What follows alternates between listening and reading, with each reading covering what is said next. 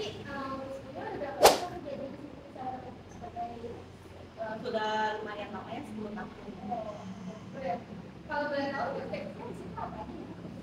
Kalau untuk pokoknya ya, kalau secara accounting kan pasti untuk laporan keuangan di mana disajikan untuk direksi, sama untuk laporan pajak, PPN, PPh 23, PPh 21, bulanan atau harian, misalnya kayak penginputan faktur pajak itu dikerjakan oleh staf accounting and tax.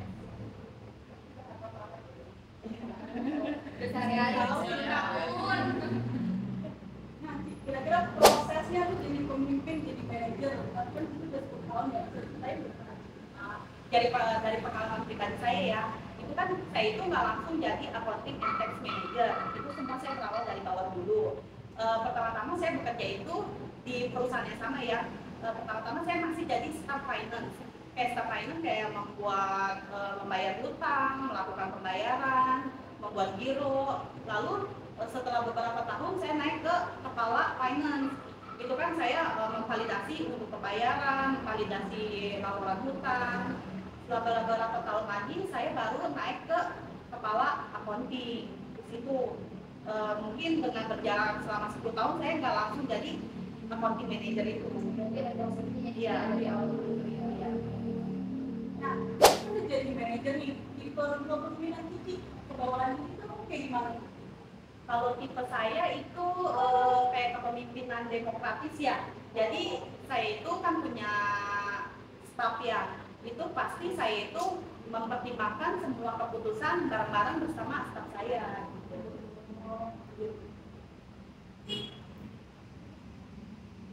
Maksudnya ya, kan kita tahu ya sih, kebanyakan kan perusahaan sewa itu ekspornya itu yang Indonesia, kalau yang masyarakat Amerika gitu, karena kan sih perbedaan fisik dengan fisik gitu kan. Iya sih, benar sih. Memang sekarang kan perusahaan itu lebih menariknya karyawan yang muda ya. Sebenarnya sih sama aja ya, mau karyawan muda ataupun yang tua. Yang penting sih kita menyesuaikan diri aja gitu. Bagaimana caranya kita bisa bekerja sama dengan baik, biarin sejalan gitu. Kita menyesuaikan diri aja ya berarti. Nah, sikap dan skill terpenting apa yang harus dimiliki seorang pemimpin sih? Iya, pertama-tama itu kita harus empati ya. Kedua, saling melengkapi kekurangan masing-masing staf. Jadi setelah kita melengkapi kekurangan masing-masing staf itu, kita muncullah kebersamaan kan. Dan jadi jiwa kepemimpinan kita juga muncullah di situ. Yang terutama sih pasti kita harus percaya diri. Nah, percaya dirinya tuh kayak gimana? Maksudnya timbul kepercayaan dirinya itu dari mana? Sebenarnya sih percaya diri itu berjalannya waktu ya. Jadi berjalannya waktu kita sering bicara sama atasan, kita sering bicara sama direksi atau rekan kerja sama kita lah. Itu pasti kepercayaan diri itu muncul dengan sendirinya. Karena udah terbiasa ya. Iya, benar. Nah, di perusahaannya pasti ada perbedaan pendapat dong karyawan-karyawan. Cara mengatasi perbedaan pendapat ini gimana ya sih? Pertama-tama sih Cici pasti ya panggil satu-satu staff nih yang berbeda pendapat itu. Setelah dipanggil, misalnya udah semua dipanggil, ditelaah dulu nih dari jawaban mereka semua, barulah Cici ambil keputusan bagaimana kiranya yang baiknya gitu. Jadi semua pendapat tuh diambil. Iya, benar. Karena ada demokrasi ini Iya. sebenarnya. Selanjutnya di pejabat ada nggak sih keputusan yang paling sulit ya?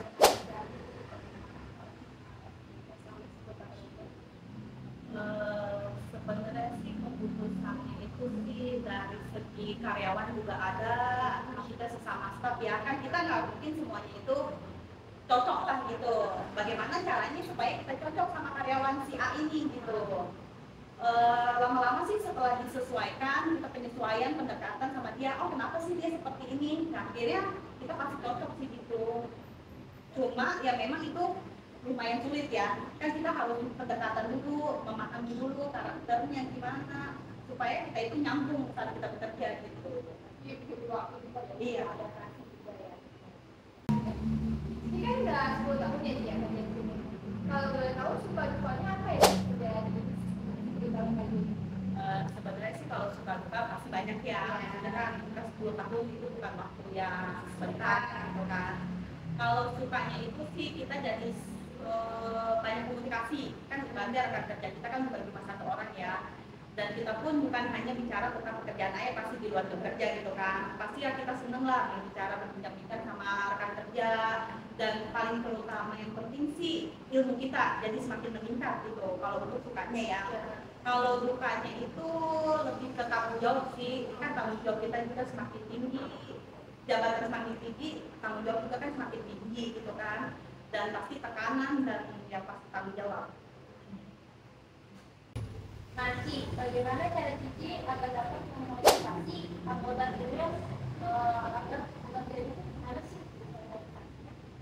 Sebenarnya sih kalau misalnya di posisinya sahabat maju yang untuk memotivasi itu, misalnya kayak gini, si A itu punya target pekerjaan misalnya dalam waktu sebulan, batasnya tanggal 10.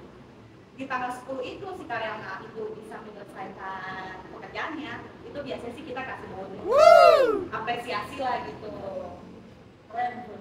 Saya mau dong, Pasti. Sangat memotivasi sekali ya. Nanti tips dan trik sama sarannya nih buat kayak kita kan masih kayak staff nih ya, gimana sih biar motivasi kita sama kayak tadi pertanyaannya motivasi, tapi ini tips dan triknya sih Sarannya ada ya. Iya, Caranya kita dan teman-teman semua ini. Nah, kalau menurut Ci sendiri ya, pertama-tama itu kita sih cari pekerjaan sebenarnya sesuai dengan basic kita apa. Kita menyukai pekerjaan kita, misalnya contohnya kita suka hitung-hitungan, mungkin cocok kita di accounting atau di finance gitu. Dimana kalau misalnya kita sesuai sama basic kita nih, kita pasti mau berkembang gitu untuk berjenjang yang lebih tinggi gitu. Berarti pertama itu kita sesuai sama Basic. kita dulu apa, gitu kita harus seperti ini. Oke, cukup sekian perbincangan kita dengan Cici kelima ini sangat menarik dan semoga ilmu dan pengalaman itu bisa dijadikan pelajaran bagi kita semua